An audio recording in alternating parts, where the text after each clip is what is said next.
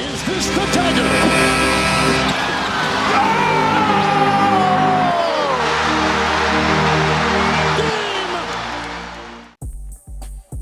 G'day guys, JB here. 21 weeks are done and dusted in the 25-26 NBA season, and things are still interesting to say the very least. Whether it's teams that have gone on an absolute tear to really shake things up in the conference, or whether it's players that are missing games and the contentious, I don't think it is, but certainly others do, the contentious rule of 65 games coming into play to impact recognition for individuals. There is still a lot of conversation going on around the association. A lot of championship contenders that seem to be sticking their hand up a little bit further. There also seems to be a few teams that are suddenly out kicking their coverage after pretty poor performances. I wonder whether that's a bit of proviso from the league and a bit of concern around exactly what's going on with draft picks, or in turn what's going to be looking like the league. What the league will look like in a couple of years' time now that the announcement of expansion has been confirmed. A lot going on. Let's get into it. My Week 21 review for the 25-26 NBA season. We start with the Atlanta Hawks, who are still rocking and rolling right throughout the year. They have been on an absolute tear post All-Star break, to the point now where they have avoided the play-in tournament. They are in fact in the playoffs in general. The Hawks are now in 5th. They went 3-1 this week, 42-32 overall.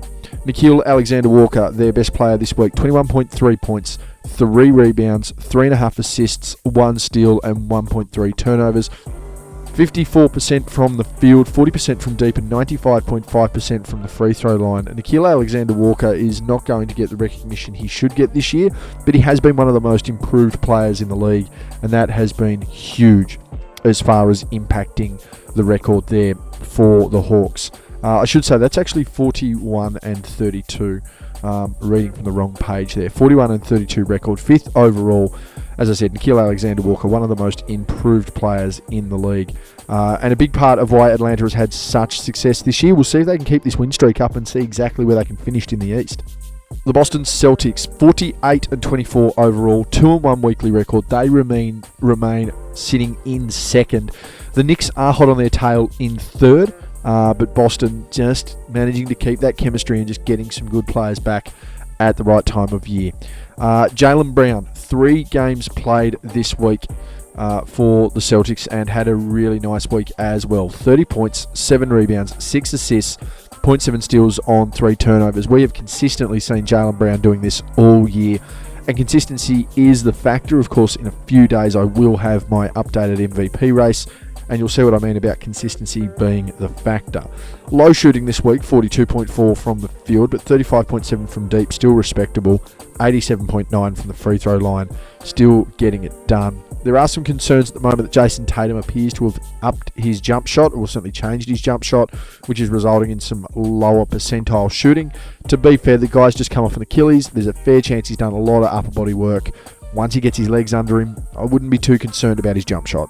The Brooklyn Nets didn't win a game this week, now sitting at 17-56 overall in the conference, and 14th overall there as well. Ziaire Williams, their best player this week, 4 games played, 17.5 points, 2.8 rebounds, 1.8 assists, 2.8 steals and 0.3 blocks on 1.8 turnovers, 56.4 from the field, 60% from deep, 90.9 from the free throw line. As we know and have known for a while, the Brooklyn Nets are done.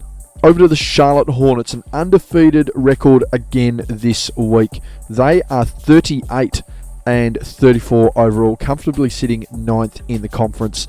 And LaMelo Ball with another solid week. He's playing some more winning basketball, but you could argue this is certainly the most impactful offensive team and more committed defensive team that he's been on in his career. It's been a big criticism of the Hornets and LaMelo-led teams over the last couple of years that he gets his own, the team doesn't do too much else, and they're not great defensively. Well, Charlotte certainly is swinging that in the other direction in the back half of this season. Ball, 23 points, 5 rebounds, 5.7 assists, 2.7 steals and 0.7 blocks on 2 turnovers this week.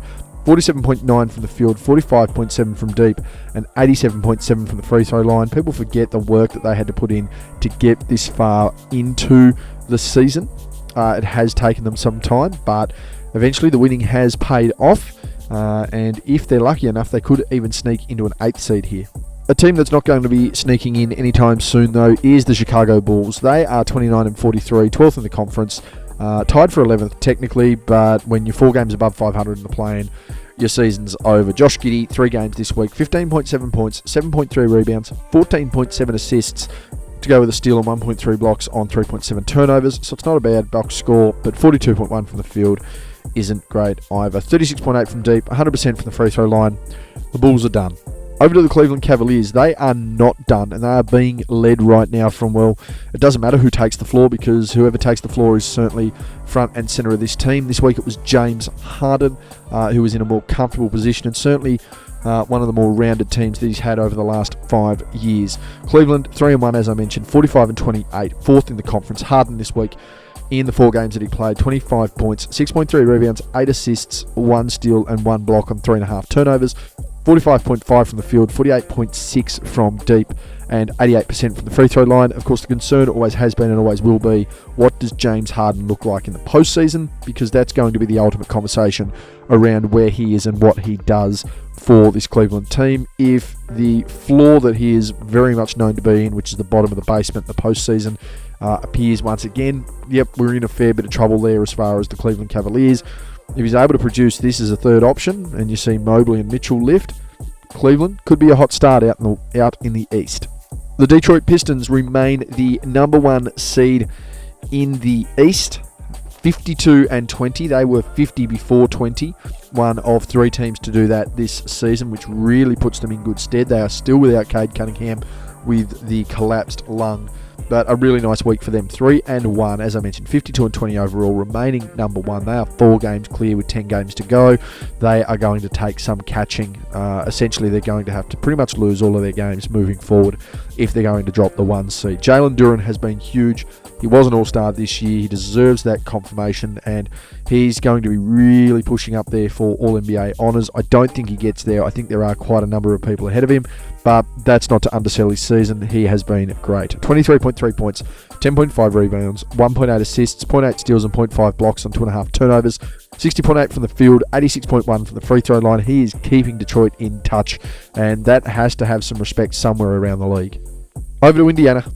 1-2 weekly record, 16-57 overall, dead last in the conference, but they are clearly still the worst team in the NBA. Pascal Siakam, good to see him back playing some consistent ball. 3 games played, 23.7 points, 5.3 rebounds, 2.3 assists, 1.3 steals and 0.7 blocks on 2.3 turnovers. 47.3 from the field, 33.3 from deep, 84.2 from the free throw line. We'll see what the Pacers can pull next year. The Miami Heat have been on a slump following Bam Adebayo's big night a few weeks ago. Managed to secure a win this week, a 1-3 weekly record, 39-34 overall. So still some work for them to be done, but they are still sitting in the 8th position. Charlotte hot on their heels, but they are still sitting in 8th.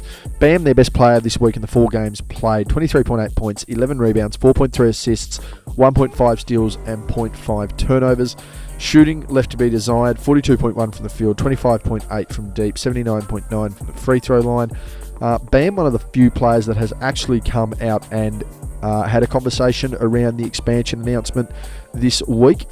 Everyone knows that his partner Asia Wilson is the best female player on the planet right now, and she is being a huge part out in Vegas herself, and she's very happy to hear that Bam would be pretty happy to go out there and play if he wanted to, but right now he probably needs to focus a little more for the Heat, try and push them up towards the 6th seed, otherwise they could be very well in trouble in one of these playing games.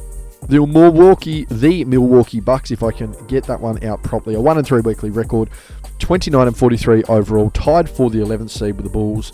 Again, going nowhere fast. Their season is done. Ryan Rollins, their best player this week, 22.5 points, 5.3 rebounds, 5.8 assists on 1.8 steals with 4 turnovers.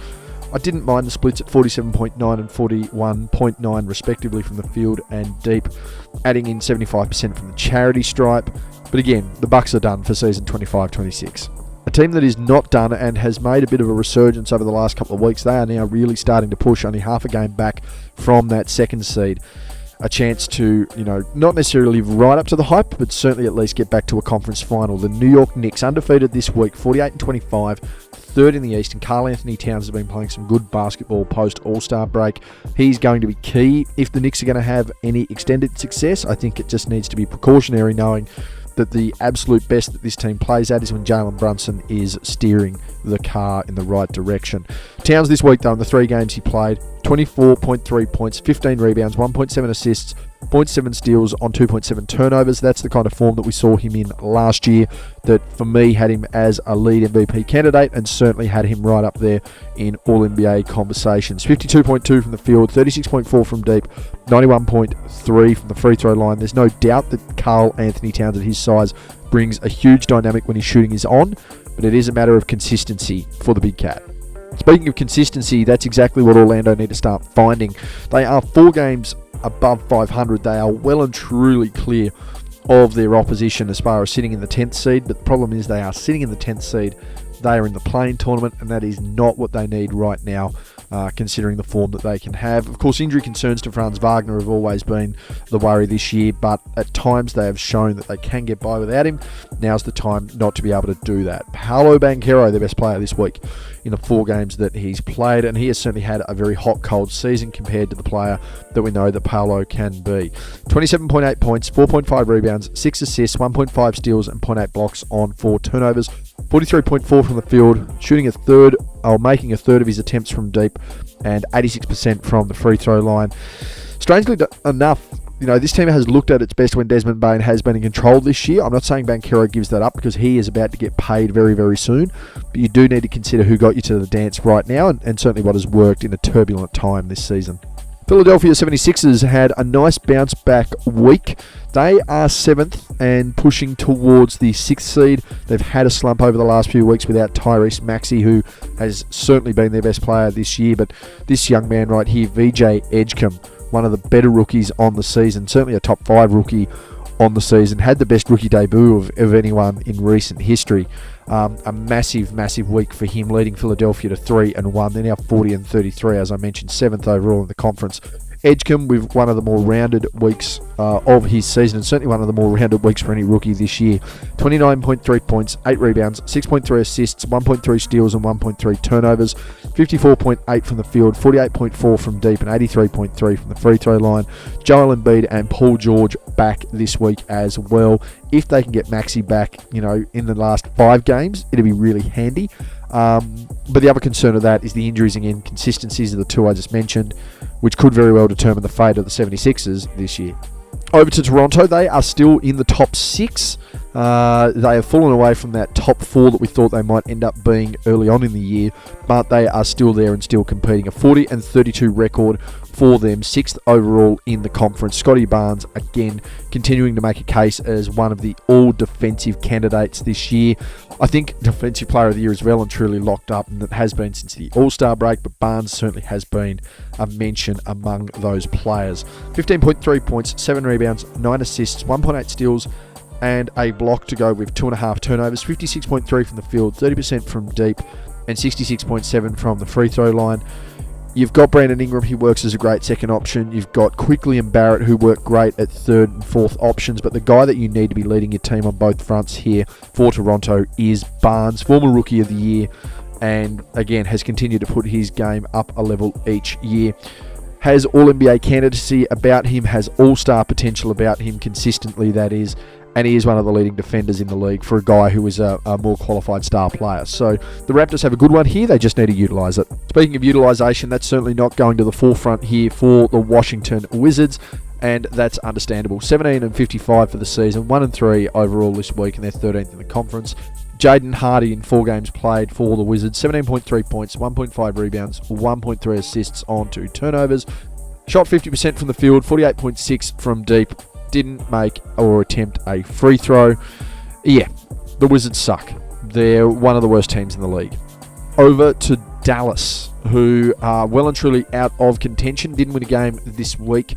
Cooper Flagg with one of his better weeks this year, but it's all for nothing. 3 games played for arguably the leader of the Rookie of the Year race for the 13th seed. 25.3 points, 7.3 rebounds, 8 assists, 1.3 steals, 1.7 blocks on 3 turnovers, shot 52.8 from the field, 30% from deep, and 89.5 from the free throw line. Then you've got the Denver Nuggets, who have really turned around their form after a bit of a slump post All-Star break with no consistency, going undefeated this week, back into 4th and starting to push the Lakers once again in the Western Conference, only a couple of games separating them. Jokic, huge week, finished off the week practically with a 20-20 and 20 game, while Jamal Murray had 53 points. Murray was huge, he averaged 30 this week, but just the ability for Jokic to produce constantly, no matter whether he's scoring the ball or getting others involved, just a huge week. 4 games played, 22.5 points, 15 rebounds, 14.5 assists. It's still phenomenal to think that this has become normal for a guy who's a centre. He's second all-time right now in triple-doubles. He will pass that mark. He will pass it a lot quicker than Westbrook did, and he has got a lot more basketball left in him. 1 steal, 1.5 blocks on 2.5 turnovers there for the big man. 53.7 from the field, 25% from deep, 77.8 from the free throw line. Denver trying to find a bit of form in the back end of the year. The Golden State Warriors, well, a 2-2 weekly record, 35-38 overall, 10th in the conference. Guy Santos with a nice week for him, but the injuries just continue to stack up, namely the patella tendon injury for Moses Moody, which will rule him out for all of next season. We won't be seeing Moody back until the 27-28 season. That's how far away we will be until we see him back, and he was having a nice breakout season as well. Another concern for the Warriors moving forward. For Santos this week, 15.5 points, including a career-high game, 4 rebounds, 4.3 assists, 1.5 steals and a block on 3.8 turnovers, 52.6 from the field, 33.3 from deep, and 70.8 from the free throw line. Unfortunately for the Warriors, the injuries continue to stack up. Santos keeps plugging away, and I don't want it to feel like a slight that Podziemski and Santos and guys like that are playing to the standard they are. That's where they're at. But you're not going to win games and be a contender with them being your leaders. It's just that simple. They need to be your role players. The Houston Rockets, 2-2 this week. They have fallen into 6th, a 43-29 overall record for them. And that is just how topsy-turvy it is right now. 3.5 games separates 3rd and 6th. And on any given week, these teams can be in any given order, being the Lakers, the Nuggets, the Timberwolves, and of course the Rockets. As I mentioned, 6 games, 6th in the conference, 4 games played this week. Kevin Durant, their best player, 30.5 points, 4 rebounds, 5.5 assists, a steal and 0.8 blocks on 3.3 turnovers, 54.5 from the field, 51.7 from deep, 79.3 from the free throw line. And the big story overall for the Rockets this week was Kevin Durant passing Michael Jordan in career points. Which is not unusual when you consider the longevity that's expected out of athletes and does get delivered out of athletes this in the modern game, and the fact that Durant was also picked as one of those guys that could potentially pass Kareem Abdul-Jabbar's all-time scoring record. LeBron obviously got there first. Durant may end up second at the pace he's going. Big congratulations to KD. The Clippers, well, I've got their best player down as Brook Lopez for the 4 games that he played, but Darius Garland, Kawhi Leonard proving to be a great combination there in LA. 37-36 for the Clippers right now. They sit in 8th, and they are guaranteed a postseason spot. Everyone in the top 10 of each conference is guaranteed a postseason spot at this point. It's a matter of how long they last. For the Clippers, they'll be taking on Phoenix in that matchup, you would think, unless Portland get a bit of a wriggle on, and they've only broken 500 as well. But I'm liking the combination of Garland and Kawhi Leonard. 3-1 this week, 37-36, 8th in the conference. Lopez this week getting back to a little bit of what he was doing in Milwaukee. 12.3 points, 5 rebounds, 1.8 assists, 0.8 steals on 2.5 blocks to go with 1.8 turnovers. 50% from the field, 47.6 from deep, and 33.3 from the free throw line. You want to talk about a guy who transitioned so well from old style game to a new style game in the modern era? Brook Lopez is your prime example. Still good down low, still a good defender, and yet can stretch the three to the 3 on the offensive end. I don't want to hear that players from the past wouldn't adapt, because Brook Lopez at one point looked like he was going to be out of the league. And here he is right now. Done really, really well.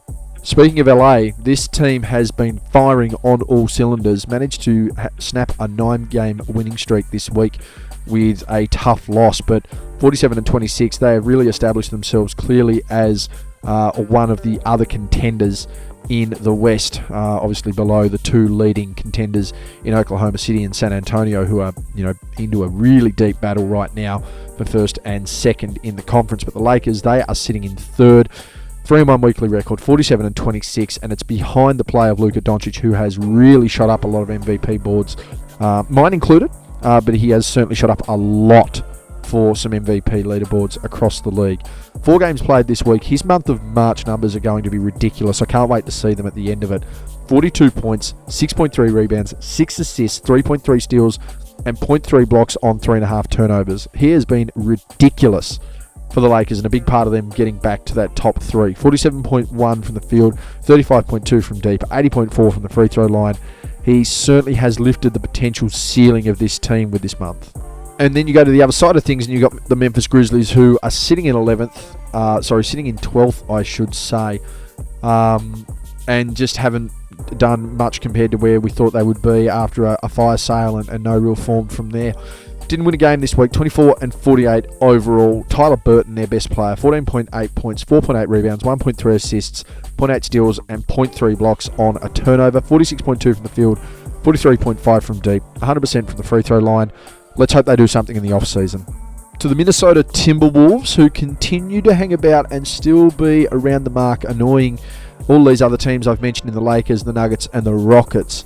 They're a team that always gets themselves set for a run late in the season. The only concern right now is that Anthony Edwards is out for a couple of weeks, and I haven't heard anything on a reassessment for Edwards at the time of recording. But the Timberwolves, a 2-1 weekly record, 45-28 overall, 5th in the conference. Jaden McDaniels has been that consistent player for them over the last few years on the perimeter. He's able to pinch hit in the scoring department. He's certainly able to lock it in defensively and is a contender consistently for all defensive teams. And has relished a bit more of a role with Gilgeous-Alexander Walker dropping away from the team, and obviously Mike Conley stepping back even further as that veteran. McDaniels this week, 20 points, 4.7 rebounds, 2 assists, 2.3 steals and a block on around 1.5 turnovers at 1.3.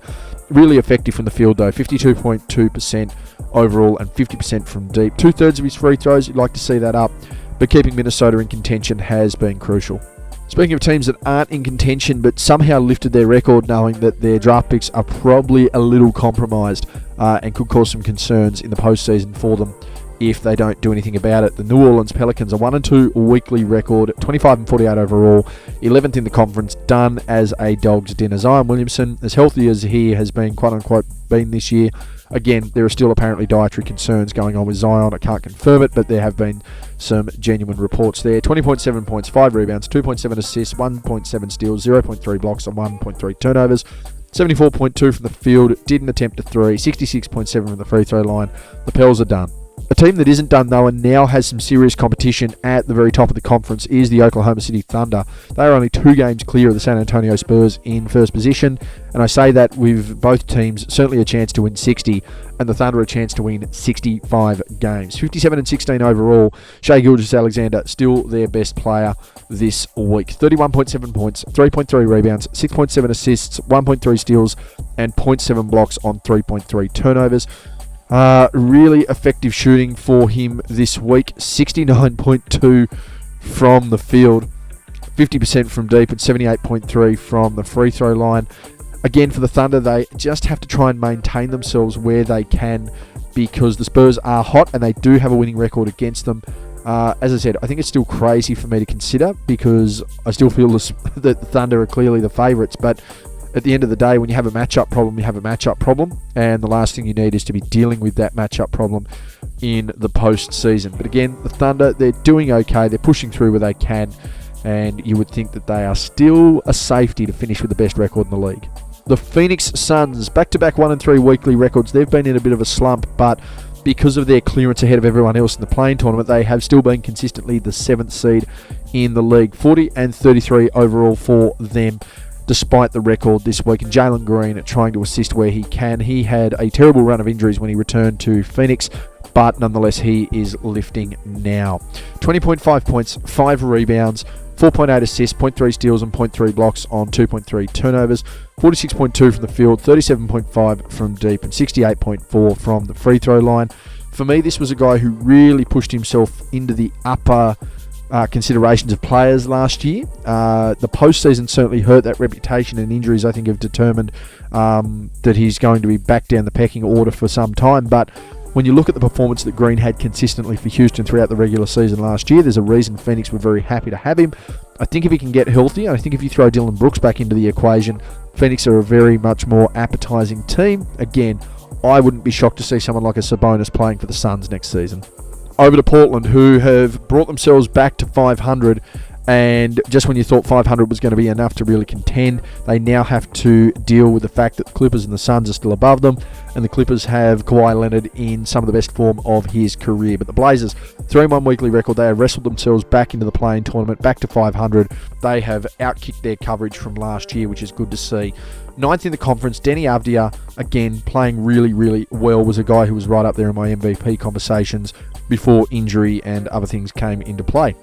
21 points, 5.8 rebounds, 7 assists, 0.3 steals and 0.3 blocks on 3.5 turnovers. 41.5 from the field, 25% from deep, and 83.3 from the free throw line. Again, I think Portland have outkicked their coverage this year. They obviously started with a bit of a bang with Chauncey Billups and all the issues there. That seems so far away now, but it was in this season. 74 games done by the Blazers. They've got 8 to go. What sort of record can they finish with? It'll be interesting. They're not going to crack into, in my opinion, they're not going to crack into the 6, but they could be a team that you don't want to run into if you're facing them in the play-in tournament. Then you've got a team that you definitely not going to run into in the play-in tournament, the Sacramento Kings. Maximo Reyno, I should say, 3 games played this week. 22.7 points, 7 rebounds, 1.3 assists, 0.3 steals, and 0.7 blocks on 1.3 turnovers, 61.4 from the field, 57.1 from deep, and 76.9 from the free throw line. He has at times been a beacon of hope for a team that is absolutely lost. A 1 or 2 weekly record, they're 19-54 overall. They're the worst team in the West. They're one of the 5 worst teams in the league, and there's no upside to them, in my opinion, right now. Which is not what I will say about the San Antonio Spurs, who are only 2 games off the best record in the NBA and are a genuine chance, if things fall their way, to be the number 1 seed in the league. I don't see them cracking 60. They can't crack 65 games now. They're 55-18. I certainly still think they can crack 60. And you're looking at a team that has come well and truly further than expected. And a lot of it is off the back of a guy who, in my opinion, is going to get the All-NBA first team nod, and that is Victor Wembanyama. 4 games played this week. He is the Defensive Player of the Year, and for me, he is a top 5 player right now in the NBA at worst. 24.8 points, 12.5 rebounds, 3.5 assists, 1.8 steals and 4.5 blocks. We haven't seen those type of counting defensive numbers from a Spur since David Robinson almost 30 years ago. That's the kind of dominance that he's showing. 2.3 turnovers, 49.3 from the field, 23.8 from deep, 95.2 from the free throw line. I would be concerned to be running into the Spurs at any point this postseason. And finally, you have another team that you won't run into in the postseason because they suck. 1-3 weekly record for the Utah Jazz, who have gone 21-52 for the season, 14th overall in the conference. The Sacramento Kings, along with teams like the Pacers, the Nets, and the Wizards, certainly keeping them out of the limelight, but it's fair to say one of the 5 worst teams playing in the NBA right now. Ace Bailey with a really nice week, and it's unfortunate that bad form from the team's going to overshadow that. He had one of the better rookie weeks for anyone this season. 27.5 points, 6.8 rebounds, 3.5 assists, 1.3 steals and 2.5 blocks on 1.5 turnovers. 43.7 from the field, 38.8 from deep, and 93.8 from the free throw line. It, again, is unfortunate they had such a bad week because I thought Ace Bailey had one of the better weeks by a rookie this season. And that's my review, guys. That is 21 weeks down. We've only got about 3 weeks of the regular season left. Things, as I said, are hotting up in some points of the conference. We've got other players making a real stand. On the other side of it, the worst teams just continue to get worse. And those that could have been in reach are just floundering now. And what are they playing for beyond draft picks? I'm not really sure. The top 10 of each conference is locked in. The top 6 is almost locked in. But from a championship standpoint, I think we're looking at potentially just 4 teams that can win it. Maybe 6, 2 of them in the West, 4 of them in the East. And even then, I think the 2 in the West certainly have to be the favourite. That has been my review, guys. Thank you for tuning in. That is week 21 of the 25-26 NBA season. I'm out.